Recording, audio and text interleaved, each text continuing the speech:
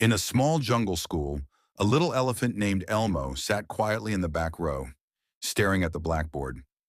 Everyone in class laughed when he softly said, "One day I'll touch the clouds." The monkeys giggled, the rabbits rolled their eyes, and even the parrot teacher smiled kindly, thinking it was just a silly dream. But Elmo just smiled back, because his dream was bigger than their doubts. The next morning, Miss Parrot gave the class a new assignment. Write about your biggest dream. One by one, the animals shared their answers.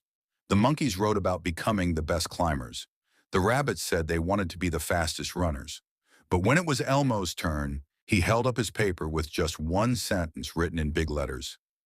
"I will fly." The whole classroom burst into laughter. Even the blackboard seemed to echo their giggles. Elmo's ears turned red, but he didn't argue.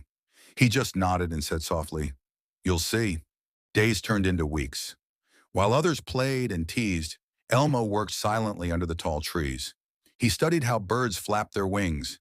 He tied leaves and vines together, building tiny wings from sticks and paper. Every morning he climbed the small hill beside the classroom and jumped. He fell, again and again. The other animals whispered, "He's wasting his time." But Elmo didn't care. Each fall taught him something new, a better way to balance, a stronger way to lift, and every sunrise he was there again, ready to try once more. Then one stormy afternoon, the sky turned dark and the rain poured down harder than ever before. The little jungle school began to flood. The smaller animals panicked as water rushed inside. Miss Parrot shouted for help, but the current was too strong. Then suddenly Elmo appeared, his leaf wings tied firmly around him. Using his strong trunk, he lifted the baby animals onto his back and carried them to higher ground.